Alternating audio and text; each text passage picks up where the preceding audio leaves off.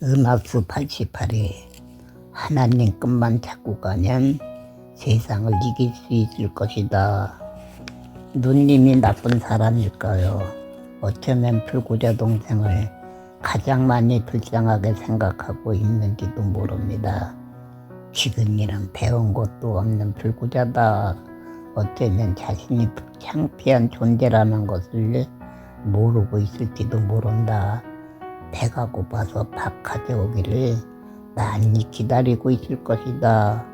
밥이라도 챙겨다 주자 하고 생각했고 바쁜 중에도 밥을 챙겨온 것입니다. 사람이 많아서 눈에 띄지 않게 대충 챙겨 가지고 왔다. 먹고선 그냥 신문으로 덮어놔. 이따가 내가 가져갈게. 누님은 말합니다. 응, 알았어. 조금 있다가 먹을 게 놔두고 가. 동생은 무덤덤한 표정으로 말합니다.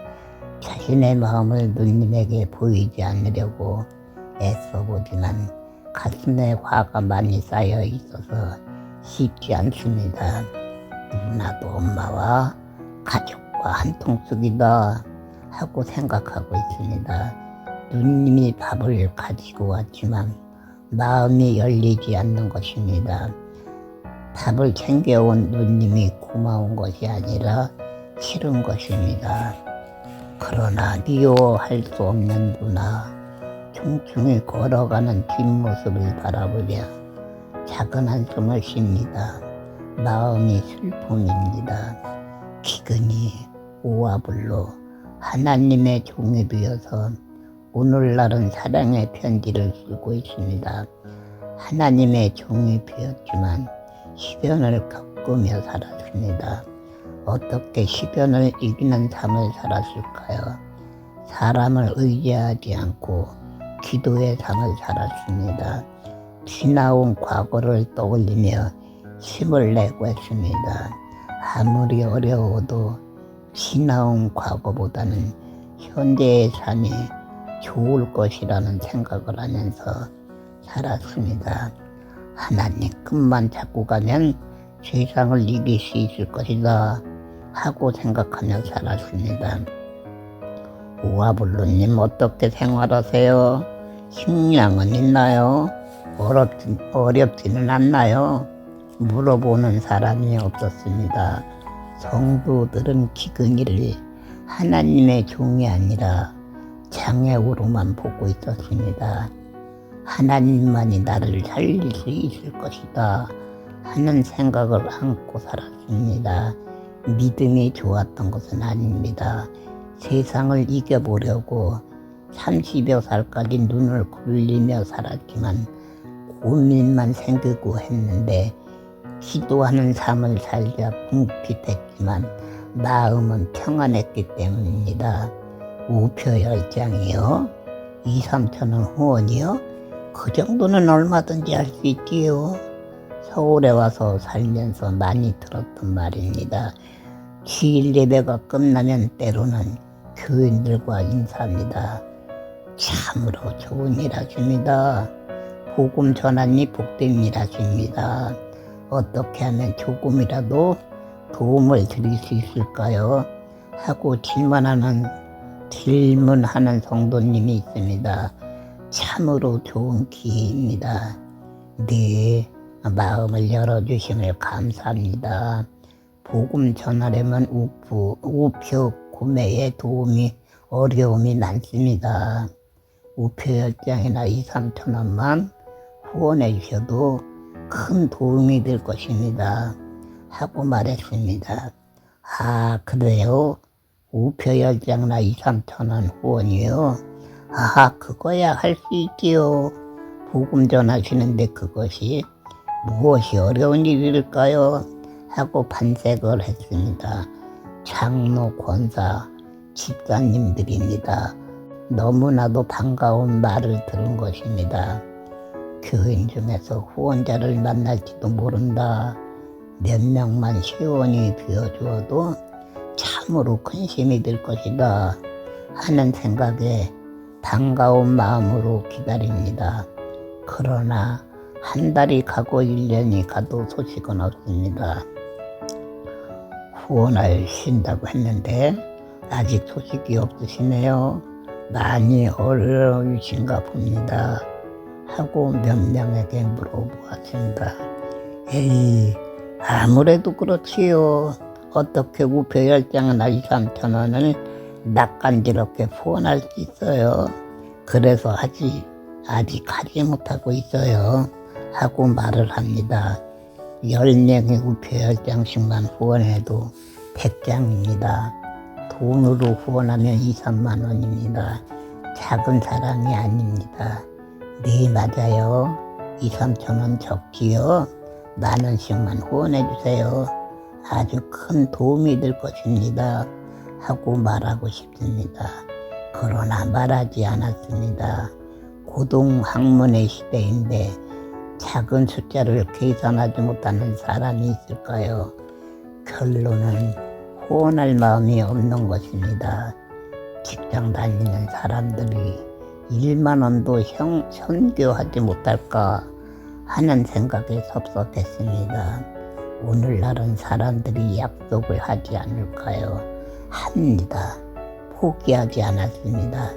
약속을 지킬 사람이 어딘가에 있을 것이기 때문입니다.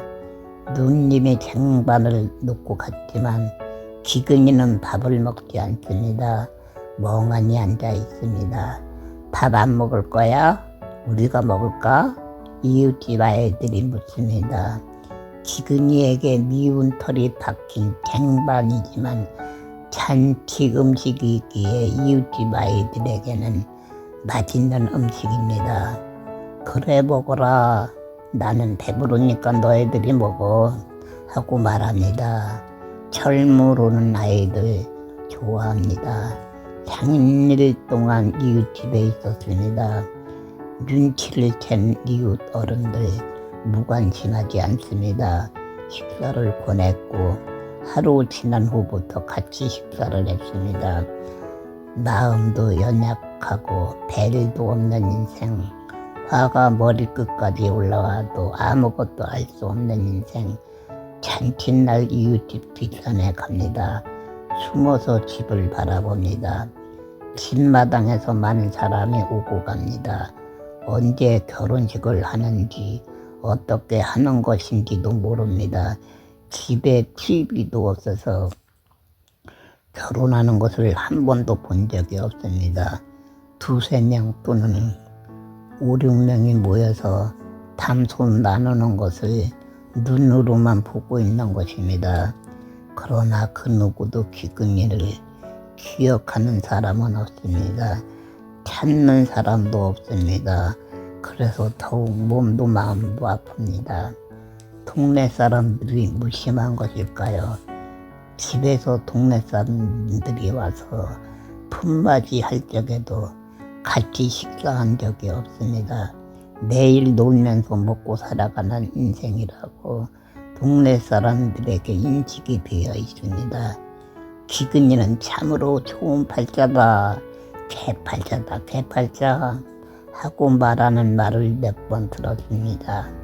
사람들이 의도적으로 하는 말인지 아니면 진심으로 하는 말인지는 모르겠지만 기근이는 기분이 좋지 않았습니다. 왜 기분이 좋지 않은 것일까요? 아무 일도 하지 못하면서 밥만 축내는 벌레 같은 인생이라고 개처럼 근심 걱정도 없이 바보처럼 살아가는 철부지 인생이라고 얕잡아보고 하는 말이라는 것을 잘 알고 있기 때문입니다. 개팔자란 말을 들을 때마다 나는 일도 하지 못하는 바보다. 미래도 없는 재수 없고 팔자도 사나운 불구자다. 그래서 사람들이 개팔자라고 하는 것이다. 그런데 왜 나는 죽지 않는 것일까 하는 생각에 의문에 빠져서 고민하고 있습니다. 부흥의 때에 기적 체험을 했고 기도의 사람이 된 적도 있습니다. 마른 오동나무 부지깽이가 입이 피어나는 신비의 꿈을 꾸었고 산섬을 발견하기도 했습니다. 그러나 20살이 넘어 성님이 되었지만 여전히 아무것도 남은 것이 없는 빈 껍질 인생이 되고 말았습니다. 형님이 결혼하지만 쫓겨난 인생, 이웃집 사람들에게 친애니 말이 아닙니다. 부끄러웠습니다. 성경에 야곱의 일생이 나옵니다. 야곱은 아버지 이삭을 속이고 형의 장자권을 갈취했습니다. 집에서 쫓겨났습니다.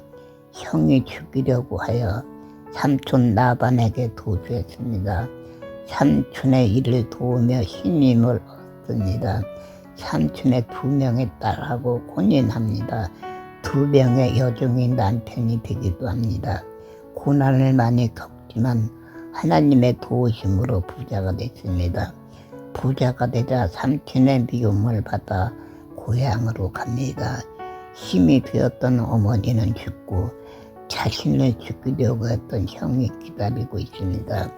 89회에 계속됩니다.